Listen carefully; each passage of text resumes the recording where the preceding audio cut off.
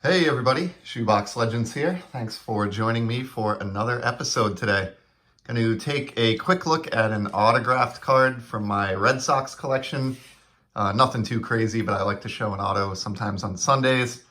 And then have some recent pickups that have all streamed in over the course of the last week or so. Just a handful of cards that I want to look at that I picked up for a variety of reasons that we'll get into. So first and foremost, let's do the autograph.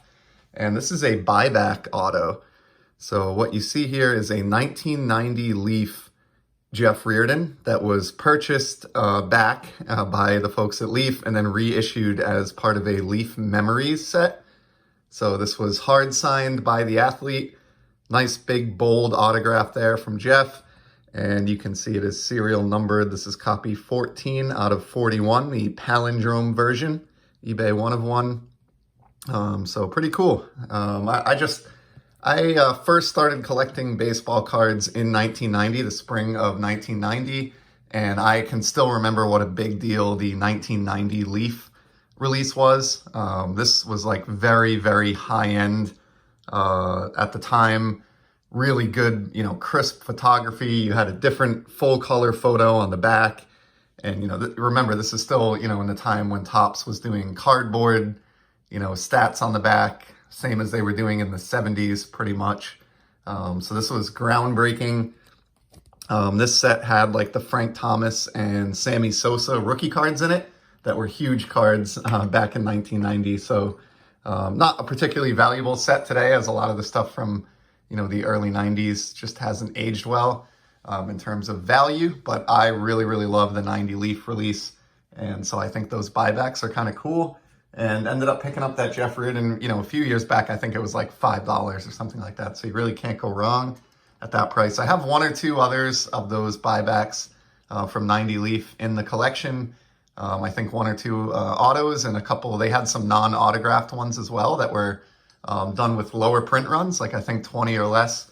And have a couple of those I'll show someday as well. But fun set. And that is our autograph for this week. And then, as I mentioned, I have just a handful of pickups here. This is kind of cheap, low-hanging fruit kind of stuff that's come in over the last week or two, like I said. First and foremost, the latest addition in my pursuit to get all of the Cognac retired legends from 2011 Topps. Scored this Dale Murphy, which looks amazing here in the morning sun. Was more difficult than I anticipated. That for whatever reason, there are subjects in this set that are just, the well is dry. Like there's nothing out there, or the one or two copies that exist, the seller wants an exorbitant amount of money for the card. The only Dale Murphy that was on COMC was over $20, which I quite frankly, with no disrespect to Murphy or Braves fans, I just refused to pay $20 for this card. So I held out and set up an eBay saved search and ended up bringing this one home for, I think, about $6 and change, which is still, more expensive than I would have anticipated, but certainly beats 20. But that is a gorgeous looking card, as all of those are, and takes me one card closer, as I said, in my pursuit to get all of the retired legends.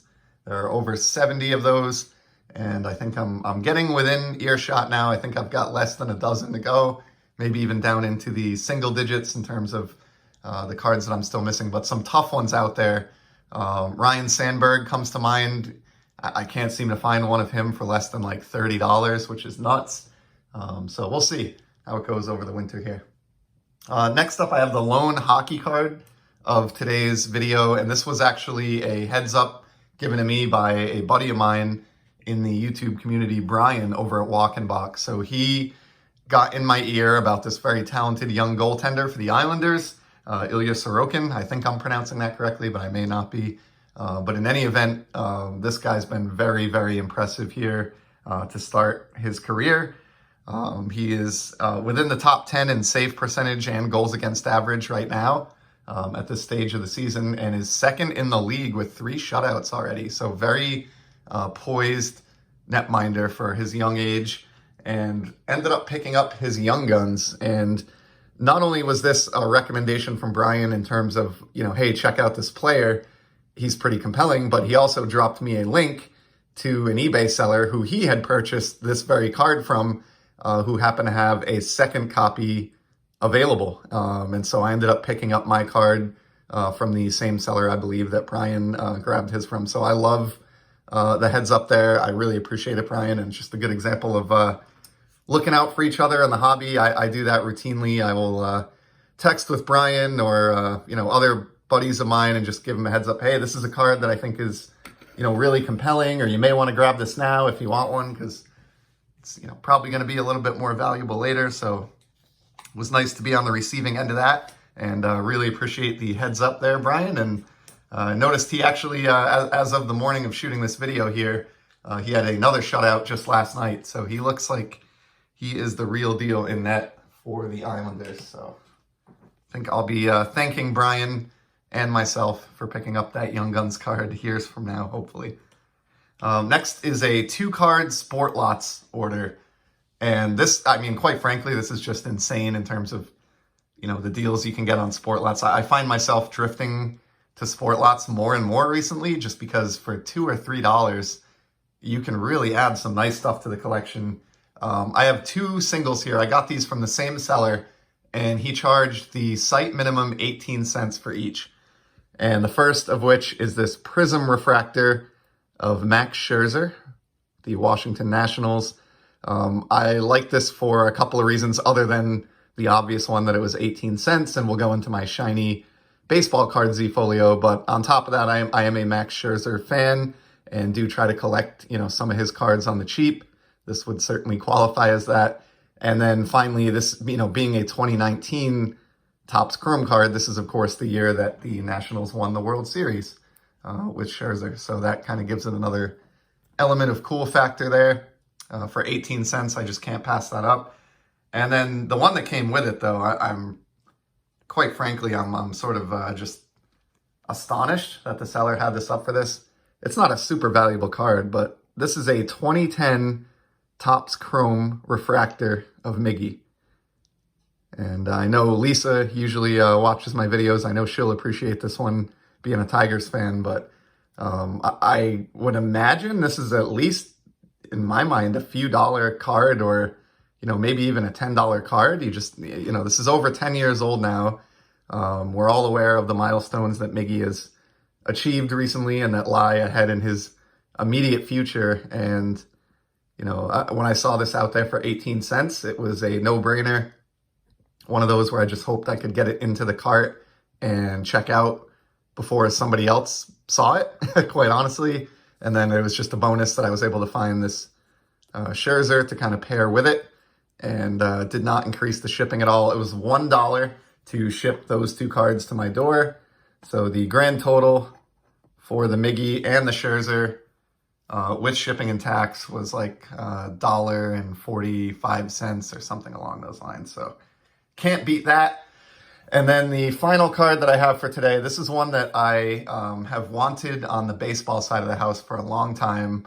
Over the course of the last, I would say, 6 months, I've lost numerous auctions for this card in a PSA 9. It was the second place bidder more than once. It was getting a little bit frustrating. In fact, I think one of the times I was outbid was actually by my buddy Eric, Those Back Pages, who showed his PSA 9 copy that I was the second place bidder on. Finally, this past week, patience paid off, and I was able to bring a raw copy home for just about $20 even. And it's this fantastic image variation out of 2020 Topps of Juan Soto, the man who saved baseball, according to some. But I love this image. The Expos uniform is obviously what makes this one a winner. I'm generally a fan of these photo variation, SPs and SSPs throughout the years. I have a pretty sizable collection of these, mostly the retired guys, but a lot of Red Sox players as well.